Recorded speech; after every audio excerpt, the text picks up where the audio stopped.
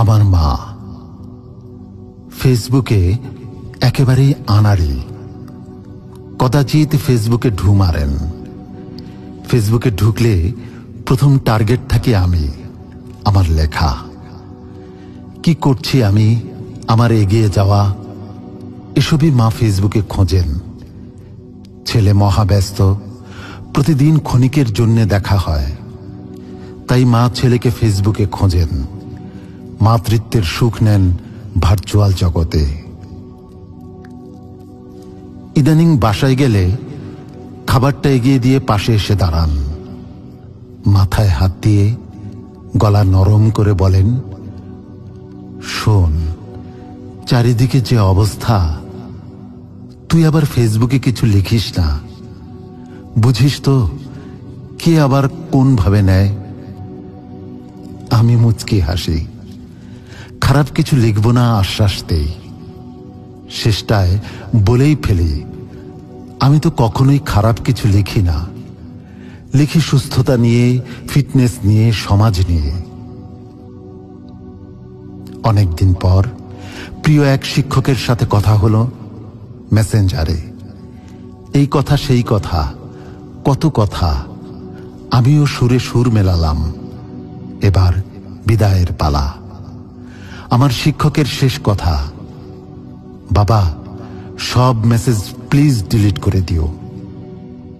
বুকটা হু হু করে উঠল।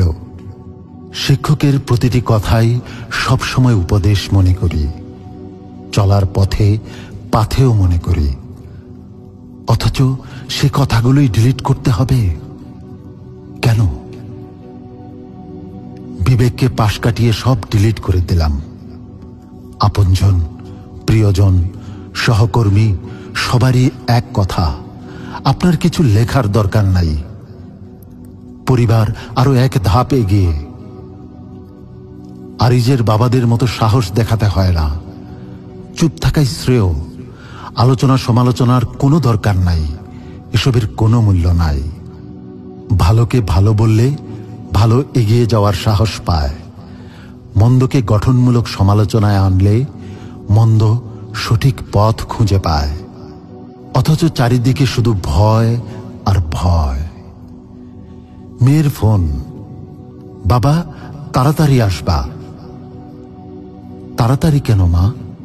মেয়ের সরল উত্তর, বাবা ভয় লাগে। রোগীদের দরজায় নক, স্যার রিপোর্টটা প্লিজ আগে দেখে দেন। আগে কেন? রাস্তাঘাটের যে অবস্থা, ভয় লাগে স্যার। প্রিয় পাঠশালা ঢাকা রেসিডেন্সিয়াল মডেল কলেজ। একজন রেমিয়ান ঝরে গেছে বুলেটের আঁচড়ে। কলেজ প্রাঙ্গণে জানাজা পড়াতে ভয়। ইন্টারনেট নাই কেন? ফেসবুক নাই কেন? ইউটিউব নাই কেন? ওরা মরল কেন? উত্তর একটাই, ভয়। ভয় আর ভয়। এই ভয় কে ছড়ালো, কেন ছড়ালো? আমরা কবে থেকে এত ভীতু হলাম? আমাদের তো ভীতু হওয়ার কথা ছিল না। আমাদের তো স্লোগান ছিল, 7 কোটি বাঙালিকে দাবায়া রাখতে পারবা না। মনে কত ব্যথা, বুকে কত ব্যথা, কত ক্ষোভ, ঘৃণা। কই কিছুই তো আর বলা হয়ে ওঠে না। এভাবে কি ভালো থাকা যায়, বেঁচে থাকা যায়? আজ 30 জুলাই, শোক দিবস। রাষ্ট্র এই শোক দিবস ঘোষণা করেছে। সরকারকে ধন্যবাদ। অন্তত বুক ভরে শোকটা প্রকাশ করার অধিকার পাওয়া গেছে। কিন্তু চোখে যে পানি নেই, সব পানি ক্ষোভের অনলে শুকিয়ে গেছে। কিভাবে কাঁদবো আমরা? অশ্রু ছাড়া কি কান্না হয়? তবুও আসুন অন্তত আজ একটু কাঁদি। সাইদের জন্য কাঁদি, আমার রেমিয়ান ফারহানের জন্য কাঁদি, অমুকের জন্য কাঁদি, তমুকের জন্য কাঁদি, সবার জন্য কাঁদি। এত কিছু দেখেও যদি আপনার চোখে পানি না আসে, তবে প্লিজ মুগ্ধকে স্মরণ করবেন।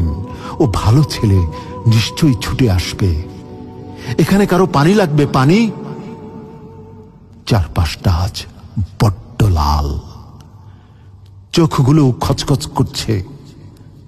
হয়তো